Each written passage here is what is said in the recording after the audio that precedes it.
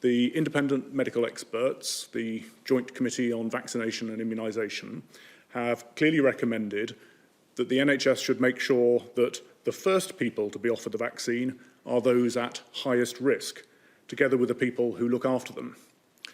In practice, what that means is starting with the over 80s, who are at much higher risk of severe outcomes from coronavirus, as well as people in care homes, together with some of the frontline health and social care staff who are looking after them.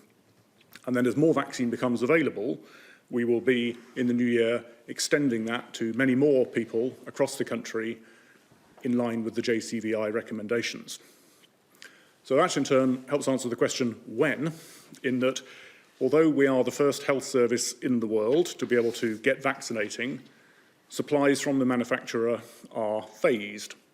So the initial tranche in December is going to enable us to get started, but the bulk of this vaccination programme, either through this vaccine or hopefully others as well that will join it, will take place in the period January through to March or April for the at-risk population.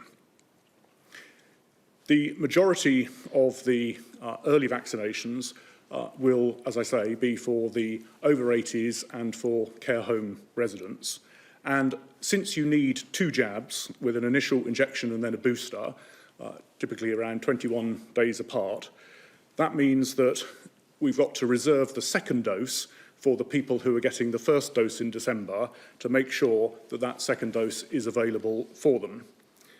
And it also means that the people who are getting the first dose in December will not have the full protection from the vaccine until they get the second dose in January, which emphasises the point that we need to continue to be extremely careful during December and into January, and then as the vaccination expands to the wider population.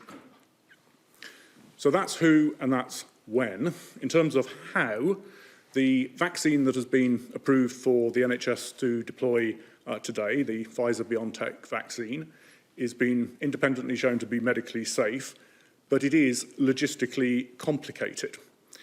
We have to move it around the country in a carefully controlled way, initially at minus 70 degrees centigrade or thereabouts, and then there are a limited number of further movements that we are allowed by the regulator to make. It also comes in packs of 975 people's doses, so you can't, at this point, just distribute it to every individual GP surgery or pharmacy, as we normally would for many of the other vaccines available on the NHS.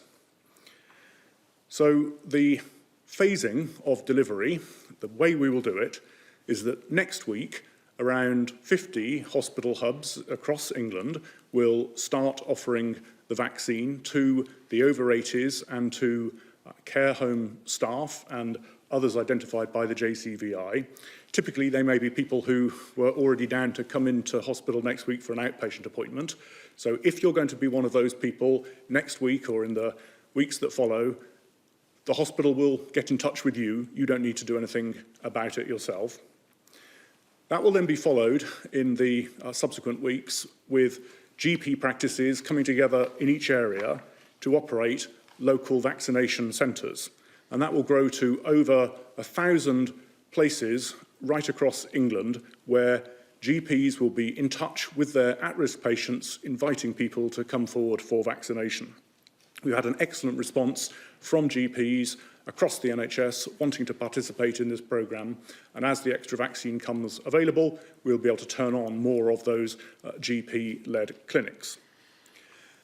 And then if the MHRA, the independent regulator, as we expect they will, give approval for a safe way of splitting these packs of 975 doses, then the good news is that we will be able to start distributing those to care homes.